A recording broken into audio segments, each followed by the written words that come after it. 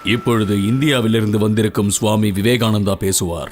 அமெரிக்க நாட்டின் சகோதர சகோதரிகளே, இப்போது நீங்கள் அளித்த அன்பான இதயபூர்வமான உங்களுடைய வரவேற்பால் நான் மிகுந்த மகிழ்ச்சி அடைகிறேன். ஆனால் அதை வெளியிட வார்த்தைகள் தான் என்னிடம் இல்லை.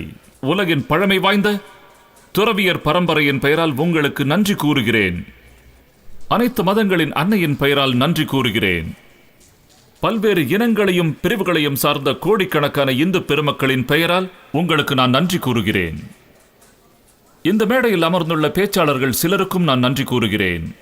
கீழ்த்திசை நாடுகளிலிருந்து வந்துள்ள பிரதிநிதிகளை பற்றி குறிப்பிடும் போது பிற மதங்களை வெறுக்காத பண்பினை பல நாடுகளுக்கு எடுத்துச் சென்ற பெருமை தொலைவில் உள்ள நாடுகளிலிருந்து வந்துள்ள இவர்களைத்தான் சாரும் என்று கூறினார்கள். நான் பிற மதங்களை மதித்து பொதுவானவற்றை ஏற்பதை உலகிற்கு கற்பித்த ஒரு மதத்தை சார்ந்தவன் என்பதில் மிகுந்த பெருமை அடைகிறேன்.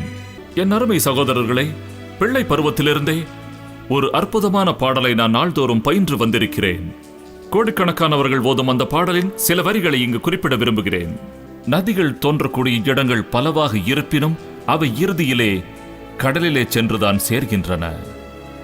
அதே போன்று உலகத்தில் உள்ளவர்கள் பின்பற்றக்கூடிய பாதைகள் அனைத்துமே பார்வைக்கு வேறுபட்டு இருப்பினும் அவை நேரானதோ வளைவானதோ அனைத்தும் இறைவனையே அடைகின்றன.